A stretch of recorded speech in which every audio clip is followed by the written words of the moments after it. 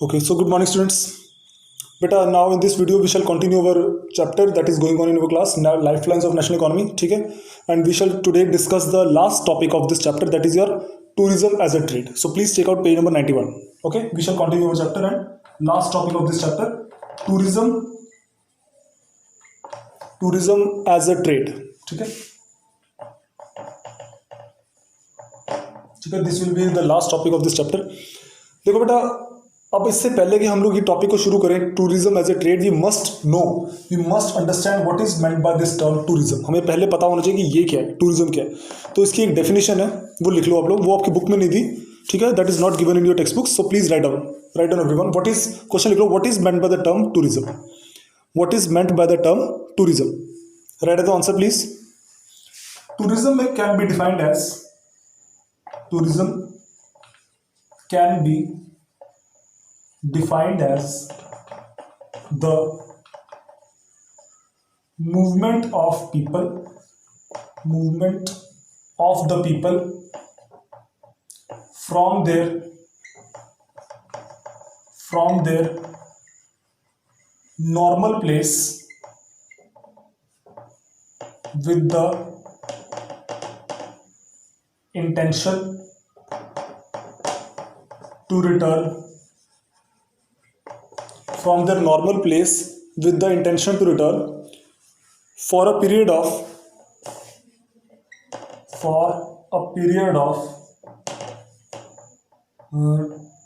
24 hours, for the period of 24 hours, for the period of minimum for the period of minimum 24 hours to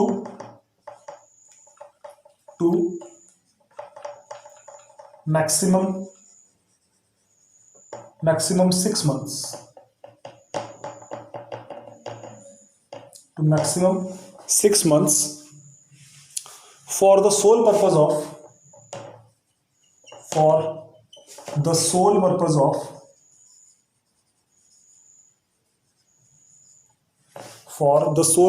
of leisure and pleasure. Leisure and pleasure. Please write down. पहले ये definition लिख लो, what is meant by the term tourism. ठीक है, ये लिख लो पहले. Tourism देखो, इस डेफिनेशन से ना काफी कुछ क्लियर हो रहा है अपने आप. Tourism can be defined as the movement of the people, या इस लाइन में देखो, movement of the people. Tourism can be defined as the movement of the people from their normal place, ठीक है, with the intention to return for a period of minimum 24 hours and maximum 6 months for the sole purpose of leisure and pleasure. ये सारी चीजें ना सब कुछ clear कर रही है कि टूरिज्म क्या है. मूवमेंट ऑफ द पीपल, लोगों का अपने नॉर्मल प्लेस से, लोगों का अपने रेजिडेंस से कह सकते हो, अपने रहने की जगह से किसी दूसरी जगह पर जाना, लेकिन और कितने टाइम के लिए, 24 घंटे से लेकर 6 मंथ्स के टाइम तक के लिए कहीं पर भी जाना. ठीक है, with the intention to return. ये बड़ी इंपॉर्टेंट है, with the intention to return, कि परमानेंटली वहां जाके नहीं सेटल होना, मैं जल्दी ही वापस भी आऊंगा, और लेकिन मेरे जाने का मकसद क्या है, सिर्फ लेजर एंड प्लेजर, सिर्फ इंजॉयमेंट के लिए कहीं पर जाना, और with the intention to return for a minimum 24 hours and maximum 6 months. तो that type of movement of the people can be called as tourism. समझ लगी चीज. दोबारा से देख लो, जिनको समझ में आया ठीक है, जिनको नहीं है दोबारा से देख लो कि टूरिज्म कहते हैं ऐसी मूवमेंट ऑफ द पीपल है, लोगों का इस तरह की मूवमेंट को बोलते हैं टूरिज्म. जब ना उन्होंने किसी जगह पर जाना है, अपनी नॉर्मल प्लेस से किसी और जगह जाना है, ठीक है, लेकिन वहां परमानेंटली सेटल होने के लिए नहीं जाना. उनकी इंटेंशन क्या होगी, with the intention to return back soon, जल्दी ही वापस आने की इंटेंशन भी होगी. तो अपने नॉर्मल प्लेस से कहीं पर जाना with the intention to return for a period of minimum 24 hours and maximum 6 months for the sole purpose of leisure and pleasure. और जाने का मकसद क्या है, इंजॉयमेंट के लिए, कि सिर्फ प्लेजर के लिए, मजे के लिए जाना वहीं पर. ठीक है, घूमने फिरने, मजे करने के लिए, इंजॉयमेंट के लिए जाना. तो ऐसी सिचुएशन को, ये ऐसी मूवमेंट ऑफ द पीपल को हम लोग क्या बोलते हैं, टूरिज्म. कि अगर आपकी इंटेंशन रिटर्न करने की है ही नहीं, आप कहीं जाते हो और आपको है कि मैंने वहीं रह जाना, फिर तो वो टूरिज्म होगा ही नहीं. फिर तो आप परमानेंट सिटीजन बनने जा रहे हो, आगे परमानेंट रेजिडेंस के लिए जा रहे हो. लेकिन आपकी इंटेंशन क्या है कि मैं जा रहा हूँ कहीं पर, 24 घंटे से लेकर 6 महीने तक के टाइम के बीच में सिर्फ मौज मस्ती करने के लिए, मज़ा करने के लिए, ठीक है, और मैं जल्दी ही वापस भी रहूँगा। तो ऐसी मूवमेंट ऑफ द पीपल को, ऐसी मूवमेंट ऑफ द पीपल को आप लोग क्या बोलोगे प्यारे बच्चों? टूरिज्म।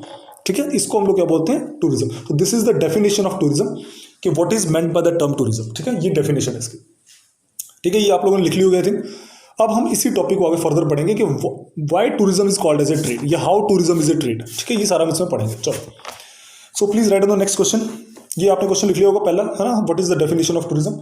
नेक्स्ट क्वेश्चन अब हम लोग लिखेंगे, write on please. What is the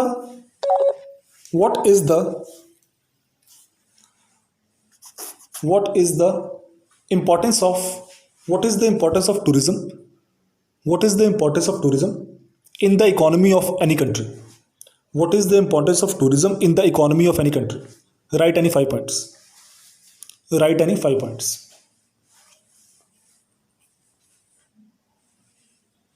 इसको ही और करके लिख लो आगे, और करके लिखो। Why tourism can be called as a trade? Why tourism can also be called as a trade? Write any 5 points. Write any 5 points. ठीक है, दोनों का सेम आंसर होगा। चलो, no let's discuss it further. ठीक है, ये डेफिनेशन में रब कर रहा हूँ। ठीक है जी, चलो, ये सबने लिखनी है, वेरी इंपॉर्टेंट है, सबने लिखनी है। Next,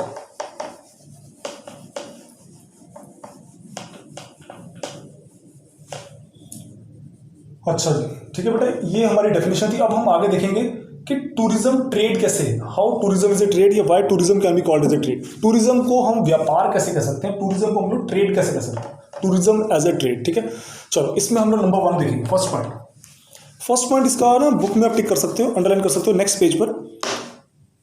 tourism promotes national integration, very important and very good point. Tourism promotes national integration. Tourism जो है ना, ये राष्ट्रीय एकता को बढ़ाता है, देश को इकट्ठा करने में, देश को एकजुट करने में मदद करता है। कैसे? पंजाब के लोग मान लो आंध्र प्रदेश घूमने गए, तो वहाँ के उनको भी लगेगा कि ये भी हमारे देश का हिस्सा है, और उनको लगेगा ये भी हमारे देश का हिस्सा है। मान लो असम के लोग गुजरात घूमने गए, तो असम के लोगों को भी लगेगा कि हाँ, गुजरात भी भारत का हिस्सा है और हम भी भारतीय हैं, और असम भी भारत का हिस्सा है, हम भी भारतीय हैं। ठीक है ना, हम सबको एक करने का काम करता है। मान लो जम्मू कश्मीर के लोग मान लो अरुणाचल प्रदेश घूमने गए, तो जम्मू कश्मीर के लोगों को वहां जाके लगेगा कि yes, we are also Indians and they are also Indians. तो इसी तरह अरुणाचल प्रदेश के लोगों को भी लगेगा कि we are also Indians and they are also Indians. तो एक तरह से क्या है, देश में ना एकता की भावना को, नेशनल इंटीग्रेशन को मजबूत करने का काम करता है tourism.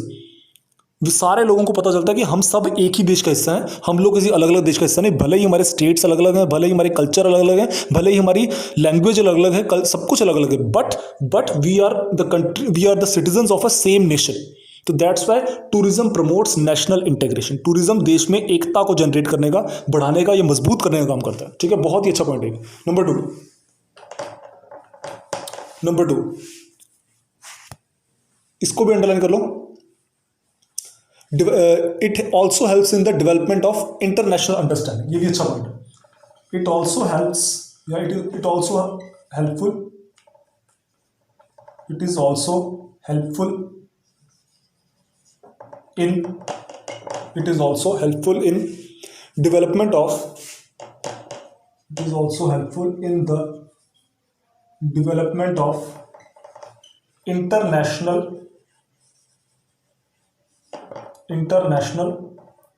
understanding. Again a very good point. ठीक है जी, इंटरनेशनल अंडरस्टैंडिंग एक देश की दूसरे देश के साथ अंडरस्टैंडिंग को बढ़ाने में मदद करता है। मान लो हमारे टूरिस्ट अमेरिका घूमने जा रहे हैं, अमेरिका के टूरिस्ट इंडिया घूमने जा रहे हैं, तो इससे पता क्या होता है, अमेरिका के लोगों को हमारे देश की अच्छी अच्छी बातें पता लगेगी, हमारे देश को अमेरिकन्स के बारे में अच्छी अच्छी बातें पता लगेगी। तो इससे क्या होता है, दोनों देशों के बीच में ना अच्छी अंडरस्टैंडिंग डेवलप होती है। तो ये बहुत ही अच्छा पॉइंट है कि tourism also helps in the development of international understanding. ये करने में भी मदद करता है। हम मान लो हमारे इंडिया के लोग मान लो श्रीलंका घूमने के लिए जाते हैं, तो श्रीलंका के लोग इंडिया घूमने के लिए जाते हैं, तो हमारे बीच में अच्छे रिलेशन बनेंगे। ठीक है, इंडिया के लोग रशिया घूमने के लिए जाते हैं, रशिया के लोग इंडिया घूमने आते हैं, तो उधर के लोगों को हमारी अच्छी बातें पता लगेगी, हमारे लोगों को उनकी अच्छी बातें पता लगेगी। तो इससे क्या होगा, दोनों कंट्रीज ज़्यादा नज़दीक आते हैं, दोनों कंट्रीज में अच्छी अंडरस्टैंडिंग डेवलप होती है। तो ये बहुत अच्छा पॉइंट है कि it is also helpful in the development of international understanding. एक देश को दूसरे देश के बारे में अच्छी तरह समझने का मौका मिलता है। उस देश के लोगों को दूसरे देश के बारे में पता लगेगा, दूसरे देश के लोगों को पहले देश के बारे में पता लगेगा। तो इस तरह से अच्छी इंटरनेशनल अंडरस्टैंडिंग डेवलप होती है with the help of tourism. ठीक है, नेक्स्ट नंबर 3।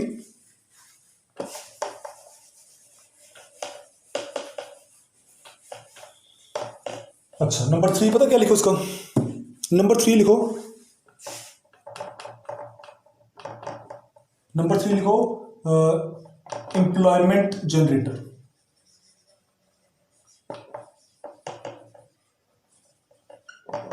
एम्प्लॉयमेंट जनरेटर, आपको पता ही है आज के देश में, आज की टाइम में दुनिया के बहुत सारे देशों में टूरिज्म एक बहुत बड़ा व्यापार है, बहुत बड़ा ट्रेड है, including India, China, specially the countries like Switzerland, Singapore, Dubai. ठीक है, ये सारे कंट्रीज तो ना ज़्यादा, दुबई तो चलो फिर भी थोड़ा उसमें हमें ऑयल का पैसा भी है, लेकिन स्विट्जरलैंड, ठीक है, आपका सिंगापुर, इस तरह भूटान, इस तरह के कंट्रीज तो ना पूरी तरह टूरिज्म पर ही चलते हैं। उनकी main source of earning he tourism है। तो इसीलिए वहाँ पर जो है ना काफ़ी सारे लोगों को जो जॉब्स हैं वो टूरिज्म ही मिली हुई। स्विट्जरलैंड में ज़्यादा इतनी इंडस्ट्री नहीं है, लेकिन वहाँ टूरिज्म ही बहुत डेवलप्ड है। सिंगापुर में भी टूरिज्म बहुत डेवलप्ड है। ठीक है, और आपका कोई और कंट्री है ऐसा, और भी भूटान हो गया। ठीक है, इस तरह के कंट्रीज में क्या है, tourism he main source of earning है। ठीक है, तो इसकी वजह क्या है, तो इसकी वजह से tourism is a trade also, वहाँ पर टूरिज्म ट्रेड भी है और ह्यूज एम्प्लॉयमेंट जनरेटर भी है। यहाँ पे ह्यूज भी कर सकते हैं, ह्यूज एम्प्लॉयमेंट जनरेटर, वहाँ पर काफ़ी सारी एम्प्लॉयमेंट भी जनरेशन होती है। इन सब, इवन इंडिया में भी ह्यूज एम्प्लॉयमेंट जनरेटर है। मैं आपको बताना चाहूँगा, इंडिया के कई सारे स्टेट्स ऐसे हैं जहाँ पर पूरी तरह टूरिज्म ही है सिर्फ, जैसे कि जम्मू कश्मीर। हालांकि आजकल जम्मू कश्मीर में टूरिज्म बिल्कुल बंद हो गया, लेकिन वैसे वहाँ जम्मू कश्मीर में ज़्यादा फैक्ट्रियाँ नहीं है। जम्मू कश्मीर की मेन सोर्स ऑफ अर्निंग क्या है बेटा, टूरिज्म। दूसरा स्टेट यहाँ पे नाम ले सकते हो आप लोग, गोवा का। गोवा में कोई इंडस्ट्री है नहीं, कोई खास इंडस्ट्री नहीं वहाँ पे, सिर्फ और सिर्फ गोवा की इकोनॉमी किससे चलती है, टूरिज्म से। सिक्किम में भी अगेन कोई इंडस्ट्री नहीं है, वहाँ की भी पूरी की पूरी जो इकोनॉमी है सिक्किम की किस पे चलती है, टूरिज्म पे। हिमाचल प्रदेश, उत्तराखंड, ये इस तरह के जितने भी स्टेट्स इंडिया के, अरुणाचल प्रदेश, ये सारे के सारे किस पे बेस्ड है, टूरिज्म पे। तो 100% इंडिया में भी tourism is also a important trade. ठीक है, tourism is also an important trade and also it is a huge employment generator. चाहे वो इंडिया है, चाहे वो स्विट्जरलैंड है, चाहे वो भूटान है, चाहे वो Singapore. Tourism is a trade also and it is also a huge employment generator. Clear? Next, number 4. Number 4 आप लिख सकते हो, हाँ, नंबर 4 आप लिखो बेटा, brings foreign currency to the country.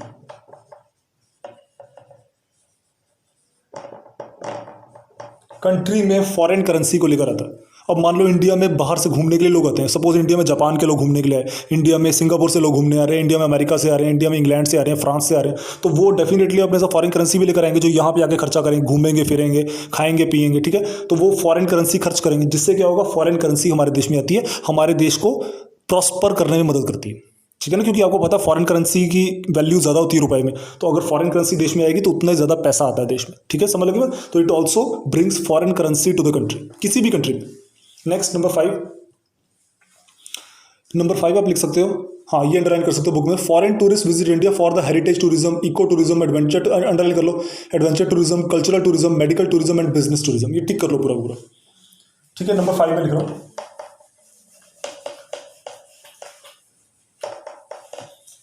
Number 5 बड़ा अच्छा पॉइंट है बेटा, underline please.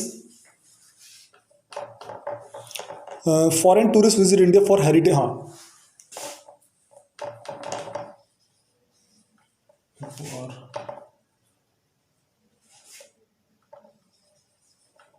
Foreign tourist visit India for heritage tourism, पहले लिख लो सारा, ये अंडरलाइन कर लो, मैं बाद में बताता हूँ क्या होता है। For heritage tourism, comma, eco tourism, next, और कौन सा, adventure tourism, cultural tourism, adventure tourism and cultural tourism, ठीक है जी। और कौन सा इसके अलावा भी, हाँ उसके अलावा medical and business tourism also medical tourism and business tourism, ठीक है। ये सभी तरह के टूरिज्म के लिए फॉरेन टूरिस्ट जो है इंडिया आते हैं। Foreign tourist visit to India for heritage tourism. Heritage tourism क्या होता है? हमारे देश की जो प्राचीन प्राचीन मंदिर है हमारे देश के, ठीक है। हमारे देश के साउथ में आपको पता है कितने सारे पुराने पुराने मंदिर हैं जो आज से 7th सेंचुरी 6th सेंचुरी में बनाए गए थे, ठीक है। वो हमारी हेरिटेज को देखने के लिए आते हैं। चाइना में भी ग्रेट वॉल ऑफ चाइना जो है कितनी पुरानी, उसको कितने सारे लोग देखने आते हैं। तो ये सारे क्या है? Heritage tourism. ताजमहल हमारे रेड फोर्ट, ठीक है, हुमायूंस टॉम्ब, ये सारी क्या है? हमारी हेरिटेज का हिस्सा है। हमारी संस्कृति मतलब हेरिटेज मतलब हमारे पुरातन इतिहास का से संबंधित है। तो उसको देखने के लिए हज़ारों लोग हमारे देश में आते हैं, ठीक है जी। तो ये सारा टूरिज्म जो हमारे देश की पुरानी हेरिटेज को देखने के लिए आते हैं, वो ऐसे टूरिज्म को हम लोग क्या बोलते हैं? Heritage tourism. दूसरा इको टूरिज्म। इको टूरिज्म होता है जब आप लोग जैसे नेचर के पास रहना चाहते हो, ठीक है। तो आप लोग नेचर के पास रहना चाहते हो तो आप लोग क्या करते हो? आप लोग ऐसी जगहों पे विजिट करना पसंद करते हो जो ज़्यादा एक तरह से हाइजीनिक हो, ज़्यादा नेचर के पास हो। जैसे कि हमारे Himalayan states, the states of India like Sikkim, like Arunachal Pradesh, ठीक है, upper regions of Himachal Pradesh, ठीक है, Ladakh. These places the tourist visits these places for eco tourism, ठीक है, because these can be called as more nearer to the nature, ठीक है। तो eco tourism. उसके अलावा कौन सा? Adventure tourism. एडवेंचर टूरिज्म ये क्या है? इसमें जैसे आप लोग पैराग्लाइडिंग वगैरह करते हो, ठीक है, जिसमें आप लोग थोड़ा एडवेंचर के लिए जाते हो। पैराग्लाइडिंग करना, वो जंप, क्या उसको बोलते हैं, बंजी जंप ऐसे कोई होती है, पता नहीं, जिसमें ना आप ऊपर से नीचे छलांग लगाते हो हेलीकॉप्टर से, जस्ट वो खुद को बांधा होता है आपने रस्सी से, बंजी जंपिंग बोलते हैं शायद इसको। तो इस तरह की बंजी जंपिंग हो गई, आपका पैराग्लाइडिंग हो गई, ठीक है। ये सारे किस्में आते हैं एडवेंचर टूरिज्म। ये आमतौर पर इंडिया में ना मेघालय में होता है एडवेंचर टूरिज्म, मेघालय में, ठीक है। उसके अलावा कल्चरल टूरिज्म।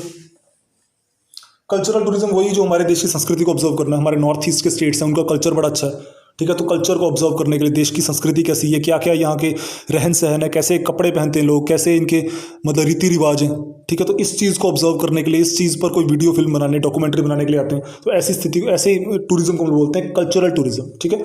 उसके अलावा एक और टूरिज्म है, वो है प्यारे बच्चों, that is your medical tourism. Medical tourism मतलब जैसे फॉरेन कंट्रीज़ में इलाज करवाना महंगा है, ठीक है, इवन अमेरिका जैसे कंट्रीज़ में भी इलाज करवाना महंगा है। तो वहाँ के लोग कई बार क्या होता है कि वहाँ पे मतलब कि इलाज करवाना ना अफोर्ड नहीं कर पाते, तो वो लोग इंडिया में आते हैं, इंडिया में आकर अपना ऑपरेशन और इलाज करवाते हैं, और उनको बहुत कम पैसों में ही बहुत अच्छा इलाज मिल जाता है। तो ऐसे लोग जो इलाज करवाने के लिए इंडिया में आते हैं, मेडिकल पर्पजेज़ के लिए इंडिया में आते हैं, ऐसे टूरिज्म को हम लोग क्या बोलते हैं? मेडिकल टूरिज्म, ठीक है, चाहे वो किसी भी देश से आ रहा हो। उसके अलावा बिजनेस टूरिज्म, ठीक है। सपोज साउथ कोरिया के लोगों ने इंडिया में इन्वेस्ट किया, तो अपने बिजनेस के सिलसिले में उनको आना जाना पड़ता हो, तो वो business tourism. Suppose south Korea की कंपनी हिंडई है, सैमसंग है, उसने इंडिया में अपनी फैक्ट्री लगा रखी है, तो अब सैमसंग के लोगों को, हिंडई के लोगों को बार बार इंडिया आना पड़ता है अपने बिजनेस के सिलसिले में, अपने काम के सिलसिले में। तो ऐसे टूरिज्म को भी क्या बोल रहे हैं? बिजनेस टूरिज्म, ठीक है। जैसे सुजुकी है, हिंडई है, ठीक है, आपकी सैमसंग है, एलजी है, दीज आर फॉरेन कंपनीज। तो उनके बंदे इंडिया में आते हैं, तो दैट इज काम से आते हैं, तो दैट इज बिजनेस टूरिज्म।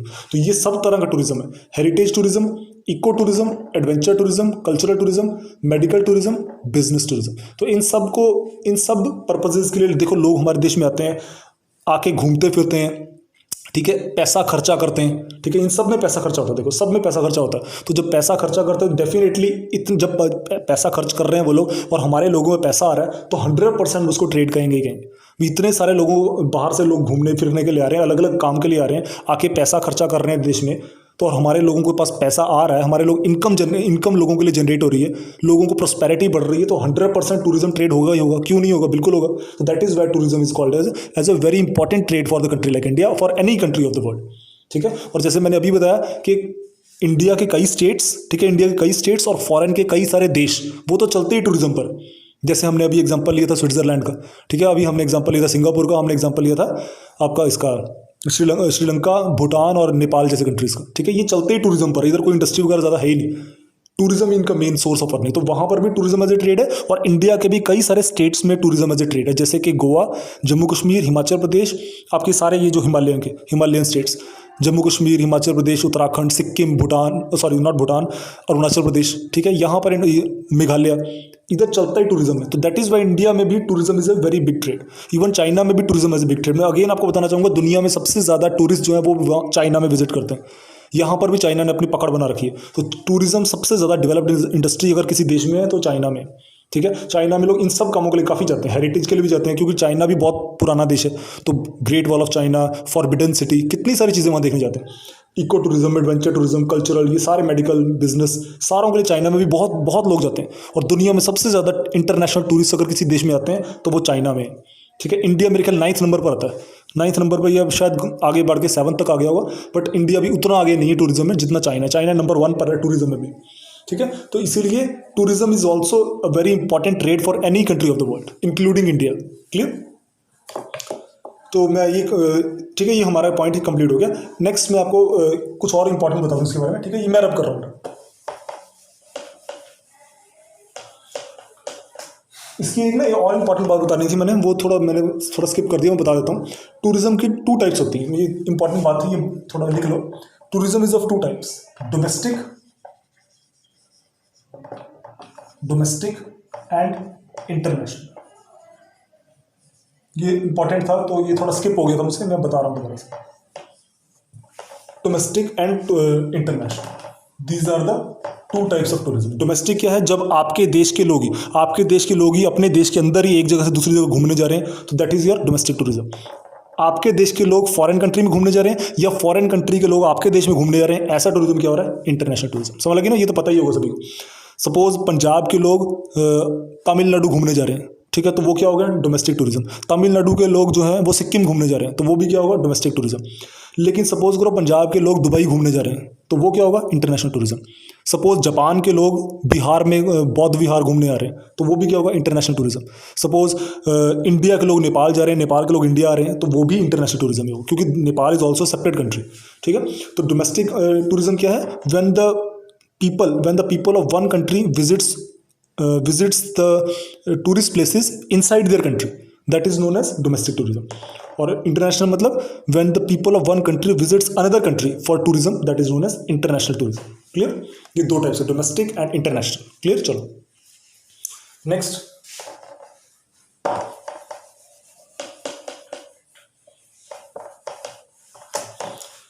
अच्छा, नेक्स्ट है बेटा, देखो हमारे कुछ स्टेट्स के नाम लिखे होंगे, आप देख सकते हो। राजस्थान, गोवा, जम्मू कश्मीर, ठीक है, and the temple towns of South India are very important foreign tourist destinations of India, ठीक है। नाम टिक कर सकते हो हमारे देश के। जैसे मैंने कुछ बताया कि कुछ स्टेट्स तो ऐसे हैं जो पूरी तरह से टूरिज्म पर ही चलते हैं, जैसे कि राजस्थान। हालांकि राजस्थान में अब इंडस्ट्री डेवलप हो रही है, ठीक है, राजस्थान में इंडस्ट्री डेवलप हो रही है, यहाँ पर तेल भी निकला है, तो थोड़ा कम हो गया राजस्थान का टूरिज्म में, लेकिन फिर भी टूरिज्म बहुत है राजस्थान में। तो पर राजस्थान की थोड़ी डिपेंडेंस अब टूरिज्म पे थोड़ी कम हुई है, पर फिर भी है टूरिज्म, ठीक है। तो टूरिज्म, अच्छा, उसके अलावा है गोवा। ये तो एक ऐसा स्टेट इंडिया का जो पूरी तरह से टूरिज्म पर ही चलता है। यहाँ पे डोमेस्टिक टूरिज्म भी है और इंटरनेशनल टूरिज्म भी है। इंडिया में सबसे ज़्यादा फॉरेन टूरिस्ट अगर किसी स्टेट में घूमने के लिए आते हैं ना, तो वो गोवा में आते हैं। तो इसीलिए Goa in Goa tourism is a very major trade, क्योंकि यहाँ और कोई इंडस्ट्री है ही नहीं, यहाँ पे सिर्फ टूरिज्म पर ही चलता है। तो गोवा तो जरूर रहेगा। उसके अलावा देखो जम्मू कश्मीर, ठीक है, जम्मू कश्मीर भी आपको पता है क्या हालत है, वहाँ पे इंडस्ट्री वैसे ही है नहीं, तो वो तो पूरी तरह से टूरिज्म पर ही है। अब तो टूरिज्म का भी सत्यानाश कर दिया उन्होंने, लेकिन वैसे जम्मू कश्मीर में tourism is also very big trade, ठीक है। उसके अलावा साउथ इंडिया में भी, इसके अलावा हिमालयन स्टेट्स सारे के सारे, सिक्किम, ठीक है, आपका हिमाचल, सारे हिमालयन स्टेट्स, उत्तराखंड, ठीक है जी, और कौन सा? अरुणाचल प्रदेश, ठीक है, नॉर्थ ईस्ट के सारे स्टेट्स, मेघालय, ठीक है, ये सारे,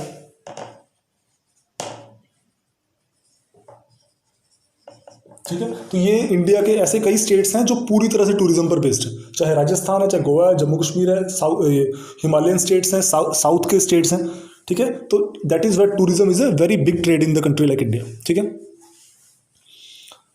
और बस यही था बेटा इसमें। उसके अलावा देखो क्या, there are a vast potential of tourism development in the north eastern states of India and interior part of the Himalayas, but due to strategic reasons these have not been encourage so far. However there lies a bright future ahead for this upcoming industry. ठीक है, ये सारा बताया हुआ। कहते हैं India में tourism की बहुत संभावनाएं हैं, टूरिज्म को जितना है इससे 1000 गुना ज़्यादा बढ़ाया जा सकता है। टूरिज्म को हम लोग 7th 8th नंबर से 1st 2nd नंबर पर आ सकते हैं। तो ज़रूरत ये है कि हमारे सभी स्टेट्स को और ज़्यादा टूरिज्म को अट्रैक्ट करने के लिए और ज़्यादा एफर्ट्स करने चाहिए। ठीक है, चाहे वो कल्चरल टूरिज्म है, चाहे हेरिटेज टूरिज्म है, चाहे मॉडर्न टूरिज्म है, आपका एडवेंचर टूरिज्म है, मेडिकल टूरिज्म है, बिजनेस टूरिज्म है, कोई भी तरह का टूरिज्म है। हमारे देश को, सेंट्रल गवर्नमेंट को भी और स्टेट्स गवर्नमेंट को भी और ज़्यादा बढ़िया एफर्ट करने चाहिए ताकि टूरिज्म और ज़्यादा डेवलप हो और ज़्यादा पर्यटक और ज़्यादा टूरिस्ट इंडिया में घूमने के लिए आए, और साथ ही डोमेस्टिक एंड इंटरनेशनल दोनों तरह का टूरिज्म इंडिया में और ज़्यादा बढ़े। क्लियर? तो जिससे क्या होगा, टूरिज्म को ज़्यादा फायदा होगा, देश में ज़्यादा फॉरेन करेंसी आएगी, देश में ज़्यादा एम्प्लॉयमेंट जनरेशन होगा, इंटरनेशनल अंडरस्टैंडिंग बढ़ेगी, और साथ साथ इंडिया में ज़्यादा प्रॉस्पेरिटी आएगी। Clear? That's why tourism is a very big trade of India. तो बेटा this was our today's video. ठीक है, ये हमारा आज का वीडियो था, and we have completed the last chapter of this book also of our geography syllabus. ठीक है, आपका इसके साथ ही सारा सिलेबस कंप्लीट हो गया। नेक्स्ट वीडियो में ना हम लोग इसका मैप वर्क डिस्कस करेंगे। ठीक है, जो हमारी नेक्स्ट वीडियो होगी उसमें हम लोग इस चैप्टर का मैप वर्क डिस्कस करेंगे। उसके बाद हमारा सारा सिलेबस कंप्लीट हो जाएगा। ठीक है, सो इस चैप्टर को रिवाइज कर लेना। कोई doubts and if you have any doubts, you have any queries, तो send your doubts and queries in the comment section, I will answer them. ठीक है जी, so thank you students and God bless you all. Thank you.